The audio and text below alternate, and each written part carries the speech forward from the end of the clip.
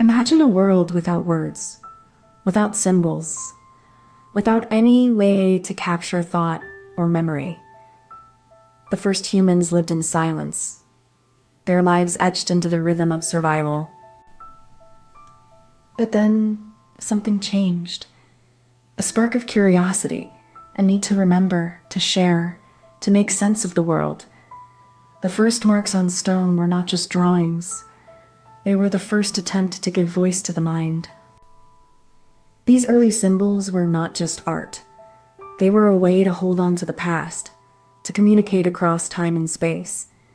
They were the first whispers of language, the first steps toward a shared human story. We often forget how revolutionary this was, to take something intangible, thought, experience, memory, and make it visible, was to bridge the gap between the human mind and the world around it. This is the birth of expression. Not just words, but the desire to express, to create, to record, to leave something behind, to say, I was here. We're not just talking about the first written word. We're talking about the moment when humans began to shape the world, not just with their hands, but with their minds. The shift from instinct to intention, from action to reflection. This is not the ink of a quill or the stroke of a pen. It's the first echo of thought, the first whisper of meaning, a mark that says, this is me, or this is how I see the world. The act of writing was not about recording facts. It was about capturing feeling, capturing experience, capturing the essence of what it means to be human. In those early marks, there was a quiet revolution. Not a war or conquest, but a profound shift in how we see ourselves and how we see the world. These were the first words, the first thoughts, the first way to say, I am here and I remember. And from that, everything else began. You think your words today are just noise, but they are the same spark that once lit the first cave painting. Every sentence you write is a stone in the foundation of human understanding. We are all made of stories, and every story is a bridge between the past and the future. What you say now might shape the way someone else sees the world tomorrow. When you read a book, you're not just consuming information. You're stepping into someone else's mind, their emotions, their struggles. That is the power of expression. You may not have painted a cave wall, but you are part of the same legacy. Your words, your voice, your thoughts, these are the threads that continue the ancient work of making sense of the world. To understand where we've come from is to better understand where we are going. And to care about that journey is to care about the meaning of your own life. We start in the shadow of the Lascaux Caves, where ancient hands pressed pigment into stone, leaving echoes of a story that would take millennia to be heard again. Then came the Sumerians, with their clay tablets and cuneiform, the first ink in the long, slow river of human expression. The Greeks gave us the written word as a tool for philosophy, drama, and democracy. A shift from the oral to the recorded, the collective to the individual. With the printing press, knowledge was no longer the privilege of a few. It became the birthright of many, and with it, the world began to change. Today, we speak, write, and share in a world where words are infinite, yet their power remains as ancient as the first cave painting. Imagine you're in a cave, holding a stick, and you want to tell someone about the sun. You draw a circle, then lines coming out like rays. It's not perfect, but it shows what you saw. You don't have words yet, but you're trying to share your world. You're making marks that mean something to you, even if they don't mean much to anyone else. It's not about being right or wrong. It's about being seen. You're trying to make your thoughts live in the world, even if just for a moment. That stick, that mark, that attempt to draw the sun, it's the first step towards saying what you see, what you feel, what you know. We all start like that. We all want to be understood. And that's how it began, the birth of expression, the first time a mind reached out to another. The first step is to choose a medium. Whether it's a cave wall, a shell, or a piece of bone, the surface must be capable of bearing the mark of human intent. Then, the tool must be made. A sharp edge, a pointed stick, a piece of bone or shell. Each is crafted with purpose, shaped by hands that have learned through trial and repetition. The surface is prepared, the tool is in hand, and the mind is focused. The act of marking is not just physical, it is a declaration, a whisper of thought made visible. This is the birth of a message, a record that will outlive the moment it was made. The setup is simple, but it carries the weight of all that follows. Once the idea is formed in the mind, it must find a way to leave the body. This is where the physical act of expression begins, where the intangible becomes tangible through movement, sound, or mark. The act of marking is not just a record, but a release, a way to transfer the weight of thought from the mind to the surface, to make it part of the world. The material matters. It is not just a surface, but a partner in the process, a medium that shapes the way the message is received, and the way it is remembered. In this act, there is both vulnerability and power. The maker leaves a part of themselves behind, and in doing so, opens the door for others to see, to understand, to carry forward the idea. This is the mechanism. The body becomes the tool, the material becomes the voice, and the act of creation is both a departure and a return, a quiet revolution of thought made visible. The next step was not just to make marks, but to make them mean something. The clever twist lay in the idea that a mark could stand for something else entirely, a symbol rather than a direct representation. This shift from the immediate to the abstract required a leap of imagination. It was not just about what was seen, but what could be imagined through the mark. The mind began to link symbols with ideas, creating a shared language of meaning. With this shift, the act of marking became a form of communication, a way to share thoughts, warnings, or stories beyond the present moment. It was the first step toward the written word, a tool that would change how humans understood and recorded the world. This clever twist was not just a technical innovation. It was a cognitive revolution. It allowed humans to think in new ways, to remember, to plan, and to leave behind a legacy that could outlive them. In this moment, the act of creation became more than survival. It became expression, and with it, the birth of a new kind of human experience. Beneath the surface of every symbol, there is a quiet revolution, the birth of a language that would change everything. These markings were not random. They were the first steps in a complex system of meaning, a neural code written in pigment and pressure. This was not just expression. It was the first form of communication that could be stored, passed on, and built upon. In that moment, a species that once relied on instinct and gesture took its first step toward becoming a civilization of ideas.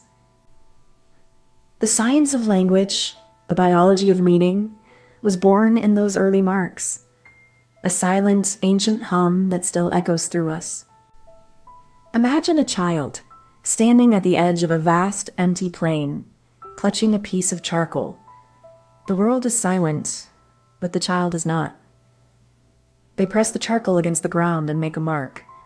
Not a word, not a symbol, but a gesture toward meaning. This mark is not yet language, but it is the first step. It is the spark before the flame, the whisper before the shout, the beginning of a conversation with the world that has no voice of its own. In this moment, the world is not yet written, but it is being shaped by the hand of the human. The mark is an echo of the child's thought, and the thought is a form of expression. Raw, unpolished, but alive. This is the birth of expression, not the birth of language, but the birth of a desire to communicate. It is not smart, not refined, but it is honest. It is the first step into the world of meaning. In this simple act, we see the foundation of all human expression. It is not about words or symbols, but about the courage to leave something behind, to say, "This is how I see the world." Comment this emoji if you made it to the end. You know the moment you first understood what someone was saying? That instant when words unlocked a whole new world. There wasn't just sound, it was meaning, connection, and the first spark of something greater. Before that, humans lived in silence, communicating through gestures, sounds, and expressions. But somewhere in the deep past, something shifted. A moment that changed everything. That word was more than sound. It was a promise, a tool, a way to share thoughts across time and space. It was the first step towards something we can only begin to imagine. And from that first word, a chain of ideas was born. A chain that led to the rise of cities, the birth of history, and the shaping of what it means to be human. This is the story of how language came to be, and how it changed everything. So what exactly are we talking about? It's not just about words. It's about the first time humans could share complex ideas, plan together, and remember things beyond the present moment. Language isn't just communication. It's the engine of thought. Imagine a group of early humans standing around a fire, passing on knowledge from one generation to the next. That's where language began. Not as a perfect system, but as a tool for survival, cooperation, and curiosity. Language allowed humans to create maps, tell stories, and pass down laws. It was the first step toward the complex societies we know today. But it didn't just happen overnight. It evolved through countless generations. So, when we talk about the rise of language, we're talking about the birth of something far greater than words. We're talking about the dawn of human civilization, the first time we could imagine the future and shape it together. You might think language is just a tool, but it's the foundation of how we understand the world. Every word you speak, every sentence you form, is a thread in the vast tapestry of human thought. Without language, we would not have history, philosophy, or science. It's the silent architect of our progress, shaping the way we see reality and build our future. Even in our digital age, the way we communicate shapes our identities, our cultures, and our connections. Language is not just what we say, it's how we exist. So when you speak, write, or listen, remember that you are part of a continuum that stretches back thousands of years. You are the heir to a legacy of meaning. In the end, language is more than words. It's the way we remember who we are and who we might become. That's why you should secretly care. Language didn't just emerge, it evolved, shaped by firelight and shared stories. It was a tool, a bond, a way to outlive the moment. As nomadic tribes settled, language became the foundation of law, trade, and memory. It was the first form of written history, etched in stone and sand. With the rise of cities, language grew more complex. It became the pulse of governance, the engine of innovation, and the heart of culture. Every word, every phrase, carried the weight of the past and the promise of the future. Language was the bridge between chaos and civilization. From the first spoken word to the first written sentence, language shaped the world we know. It is the root of all human thought, and the thread that binds us to our ancestors. Imagine you're sitting in a cave, surrounded by shadows, and you speak a word. That word is like a spark. It lights up the dark, and it connects you to others in a way that never fades. That word is more than sound. It's a way to share thoughts, feelings, and ideas. It's how we build bridges between people, even when they're far apart. So, language isn't just about talking. It's about connecting. It's how we started to build cities, make laws, and care for each other. It's the first step toward being human.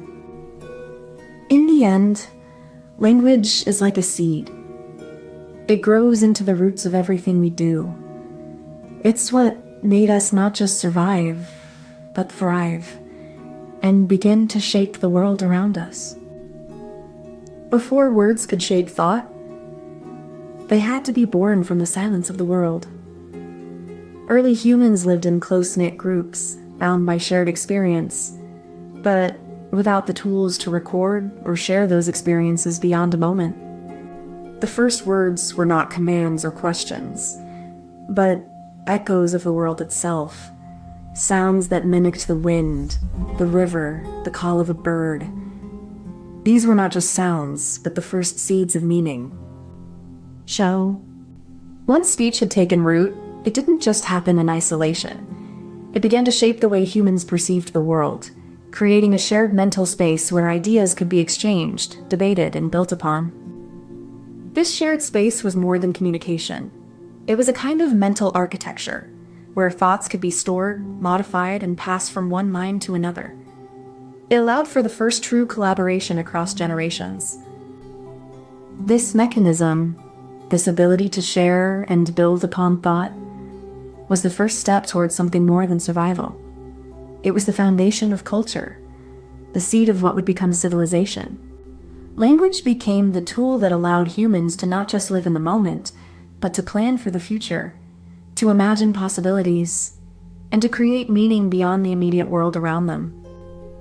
It was not just a tool, but a revolution, a shift from individual thought to collective thought, from instinct to intention, from chaos to culture. The next leap came when humans realized that sounds could be tied to objects, people, and actions in a stable, predictable way. This was not just speech. It was the first step toward a shared, structured system of meaning. By linking sounds to reality, they created a tool that could be passed down, refined, and built upon. This was the birth of something more than mere communication. It was the seed of culture itself. Language became a mirror of the mind, reflecting not just what was, but what could be. It was the first true invention that shaped the future of human civilization. With this clever twist, language became more than a tool. It became the foundation of all human progress, from the first city to the first book, from the first law to the first dream. Beneath the words we speak lies a hidden rhythm, an ancient pulse that shaped our minds. Language is not just sound. It's a complex code that our brains have evolved to decode with astonishing precision. Our brains are wired to process language in a way that mirrors the patterns of the natural world, fractals in speech, symmetry in syntax, and a structure that feels as inevitable as gravity. This process is so seamless that we rarely notice it. But the moment we do, it reveals the profound link between language, cognition, and the very nature of what it means to be human. Language is not just a tool. It's a window into the deep, unspoken structures of our minds. It's the invisible thread that binds us to our past and to each other. The science humming beneath language is not just about communication. It's about how we came to be, how we think, and how we remember the stories that make us who we are. Imagine a tribe of early humans standing around a fire, their voices weaving together in a chorus of survival. They speak, they listen, they learn. And in that moment, something ancient and profound begins. Language is like the first great tool, not made of stone or bone, but of sound and meaning. It is the bridge between the primal and the profound, between instinct and intellect. Language is the engine that turned the wheel of human progress.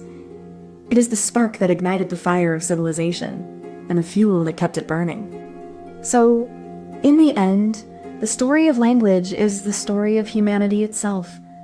A tale of connection, of struggle, of shared purpose, and of the enduring power of words to shape the world. Comment this emoji if you made it to the end. Imagine a world where knowledge was locked away, guarded by the few and accessible only to the privileged.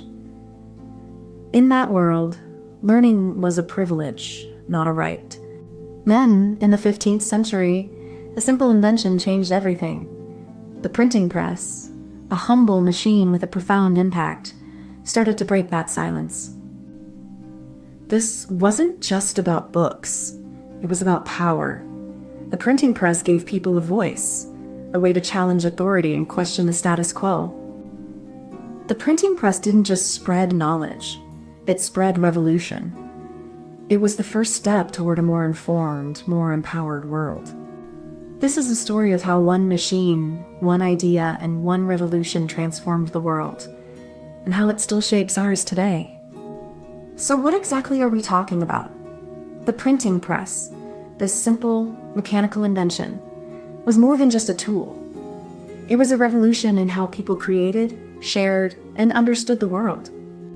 Before it, knowledge was locked away in the hands of a few. Monks and scriptoriums painstakingly copied texts by hand, and only the elite had access to books. The printing press changed that. This wasn't just about books. It was about the power of language, the power of questioning, and the power of the people to shape their own destiny. The printing press didn't just spread knowledge. It spread the idea that knowledge belonged to everyone. And that idea, once set in motion, could not be stopped. You might not think about it, but every time you read a book, you're standing on the shoulders of a revolution. The printing press didn't just change how we shared ideas. It redefined what it meant to be human. When knowledge became accessible to the masses, it wasn't just about books. It was about power, about the right to question, to learn, to shape your own destiny. That's why you should care, because you're still living in that world. You should care, because the same forces that once suppressed knowledge are still at work today. The fight for access to truth, to education, to information. It's a battle that began with Gutenberg and continues now. To ignore the printing press is to ignore the quiet revolution that made you who you are. It's the reason you can read this, the reason you have a voice in the world. That's why you should secretly care. Before the printing press, knowledge was a rare commodity, guarded by monks in dimly lit scriptoriums, where each word was painstakingly etched by hand. The invention of the printing press in the mid-15th century by Johannes Gutenberg was more than a technological breakthrough. It was a revolution in how humans shared and preserved ideas. As the press expanded, so did the reach of literacy and critical thought, fueling the Renaissance, the Reformation, and the early stirrings of democracy. The printing press didn't just spread knowledge, it changed the very nature of knowledge itself, making it more accessible, more contested, and more powerful than ever before. Imagine you're in a big, dark room with lots of people. They're all sitting quietly, listening to one person talk. That's what learning was like before the printing press. Books were rare and expensive, so only a few could read. Then one day, someone invents a machine that can copy words quickly. It's like magic. Now, more people can learn the same things, and knowledge starts to spread like wildfire. Before the printing press, learning was like sharing a single toy. Now, everyone can have their own copy. That's how people started to think for themselves and share ideas with others. This change wasn't just about books. It was about freedom. People began to question things they never thought to question before. And that's how ideas started to change the world. Before the first word was inked, the press had to be built. A labor of patience and precision. Wood, iron, and leather came together in a silent promise of transformation. The wooden frame served as the skeleton, holding everything in place. It was strong, but not unbreakable. A reminder of the fragility of knowledge in the hands of the untrained. Above it all, the press rested, a heavy, iron beast with a flat surface. It was the heart of the operation, waiting to crush ink and paper into a new form. To the sides, the type was arranged, each letter a tiny world, waiting to be called into being. This was where the alphabet was held, not written, but prepared for the act of creation. Finally, the paper, the blank canvas of the future. It arrived in great sheets, ready to be kissed by ink and pressed into existence. The press is more than wood and metal. It's a symphony of parts working in unison. At the heart of the mechanism is the movable type, each letter cast in metal and arranged with precision. Once the type is locked in place, the operator applies ink to the surface with a small roller, a simple yet essential step that ensures every letter is coated evenly. As the press is lifted, the paper is left with a crisp, clear impression of the text, a snapshot of knowledge now made available to the world. Each print is a reproduction, a mirror of the original, yet each one is a new opportunity for knowledge to spread beyond the confines of the elite. The final step in the printing process is the clever twist that turns inked blocks into pages of text. This is where the press itself becomes the heart of the revolution. As the press comes down, it grips the paper and forces it against the inked surface, transferring the image with astonishing precision and speed. This mechanical marvel, simple in design yet profound in impact, allowed the same text to be reproduced thousands of times in a fraction of the time it would have taken by hand. With every press stroke, knowledge was not just copied. It was multiplied, shared, and made accessible to people who had never before held a book in their hands. This was not just a mechanical process. It was the birth of an idea that would change the course of human history. The printing press didn't just copy words. It rearranged them, like a sculptor chiseling away stone to reveal an idea. Each page was a new possibility, a new way to think. The press worked on a scale that defied previous expectations. It was not just faster, but it was also precise, allowing for the replication of complex texts with remarkable accuracy. What made the press revolutionary wasn't just its speed. It was its ability to make ideas accessible, to break the monopoly of knowledge that had long been held by the elite. The press was a kind of mechanical democracy, turning the act of reading into something that could be done by anyone, not just those who could afford a scribe or a tutor. It was not just the technology of the press, but the idea that knowledge could be shared that changed the world. The press was the first great engine of mass communication. Imagine a village where only the priest knows how to read, and every story is told through firelight and whispers. Knowledge is scarce, and truth is a mystery guarded by few. Now imagine that same village, but the priest has a printing press. Suddenly, every child can read, and every man can tell his own story. Knowledge is no longer a secret. It's a shared gift. It's like turning a locked room into a library where every door is open. The press didn't just print books. It printed freedom. In the end, the printing press was more than a machine.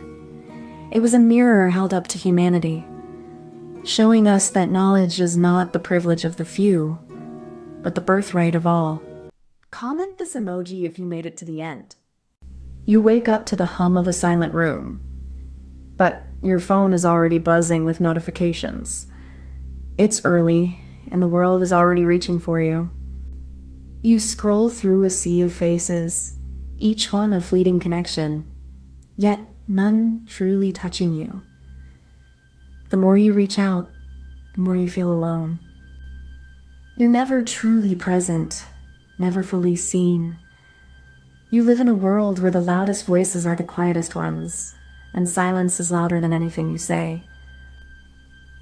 This is the paradox of our time. We are more connected than ever, yet more isolated than we've ever been. And it's not just a feeling, it's a reality we're all living. We're talking about the way we connect now, not through shared silence or eye contact, but through glowing rectangles that never quite hold our gaze. It's not just the technology, it's how we've redefined intimacy, using words and emojis instead of the weight of a real conversations. It's not that we're not connected, it's that we're more alone than ever, tangled in a web of digital presence that doesn't truly belong to us. This is the paradox of our time. We're never more connected, yet never more isolated, caught between the silence of the real and the noise of the virtual. We're not just using technology.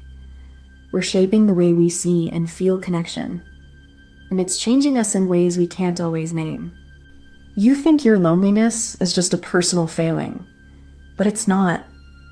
It's a symptom of something bigger, a world that's connected but not connected to you. We're all building castles in the air, but the bricks are made of likes and comments, not promises or presents, and they crumble when you look away. This isn't about technology. It's about how we've let it shape our lives without understanding what it's costing us. Our time, our attention, our humanity. You should care, because the real cost of connection is not being connected. And that's the most isolating thing of all. The first time we typed a message, it felt like we were writing a letter to someone across the world. There was a thrill, a sense of possibility that something we created could reach another person, even if they were far away. Then came the internet.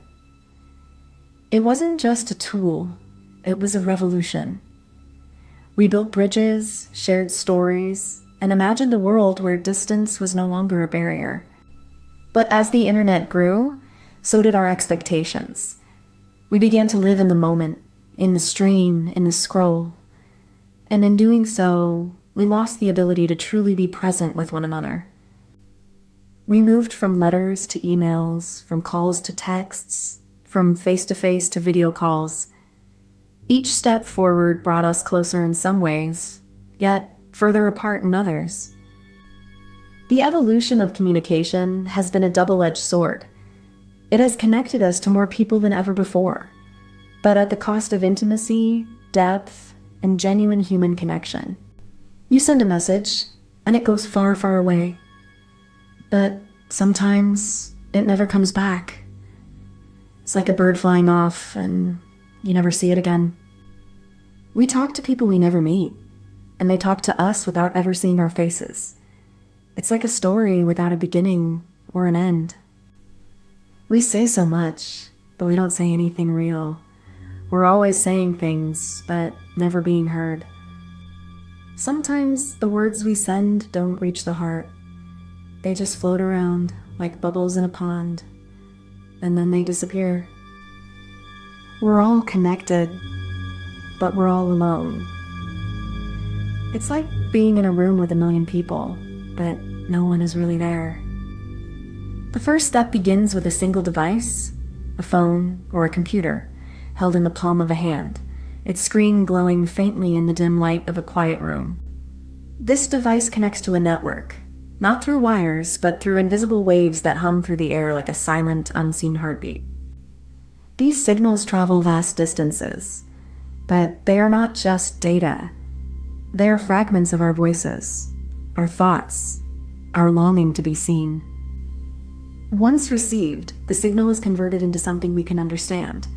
A pixel, a word, a voice, a presence, often without us even noticing. And so, the first step is not just about technology, but about the quiet, invisible bridge we build between ourselves and the world. When you type a message, it's not just sent directly to the person. It's routed through a complex network of servers, each one acting as a relay in a vast digital highway. Each server is part of a global system, a web of interconnected nodes that move data across continents in milliseconds, invisible to the human eye.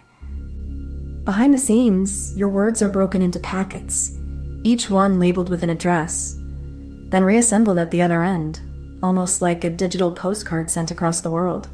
The process is seamless, almost effortless, but it's a silent transformation of human connection into something mechanical, something that no longer feels like a conversation. In this invisible exchange, we become both sender and receiver, yet often remain strangers, separated by the very technology that was meant to bring us together. The system isn't just about sending messages. It's about crafting a sense of presence. It uses algorithms to mimic the flow of human conversations, blending text with subtle cues to make the exchange feel natural. These algorithms learn from patterns, predicting what the other person might say before they even finish their sentence. It's a dance of anticipation, where the machine tries to outpace the human. But there's a trick here, one that's almost imperceptible. The system doesn't just mimic, it enhances. It creates a kind of emotional shorthand, a silent understanding that isn't always real, but feels like it is. This clever twist is what makes the illusion so convincing. It's not just about connecting, it's about making the connection feel more real, more immediate, more intimate than it actually is. And in that illusion, there is both comfort and a quiet kind of loneliness, a paradox we've come to accept as we navigate this new era of connection and isolation. There's a pulse beneath all this, faster, quieter, more persistent than we realize. It's the electricity of wires, the hum of data, the silent conversation between machines and minds. We think of it as connection, but it's also a kind of invisibility. The more we communicate, the less we see each other. The light moves, but the people stay in place. We've created a world where presence is measured in milliseconds, and yet, the deeper we dive, the more we find ourselves alone in the crowd. The science is not just about data. It's about the weight of being seen, the absence of being known. It's the quiet ache of a world that connects without touching. We build bridges with bits and bytes, but sometimes the bridges are built in the wrong direction. The science is there, but the soul is not always accounted for. We've built a world where we're never alone, yet we're more alone than ever. The screen is our window to the world, but it's also the wall between us and the real one. We speak to millions, yet feel no one hears us. We scroll through lives, yet feel no one sees ours. We're all just ghosts in the machine, trying to be seen. The internet is a mirror, but it's not reflecting us. It's reflecting a version of us that we think we should be, and we're spending our lives trying to match it. We build connections with a click, yet break them with a swipe. We love with a heart emoji, yet forget with a delete. It's all so simple, so fast, so empty. Maybe the real connection isn't in the words we send, but in the silence between them. Maybe we're not meant to be always online, but to be always here.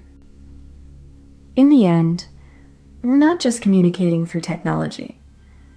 We're trying to communicate through ourselves. And maybe that's the hardest part. Comment this emoji if you made it to the end.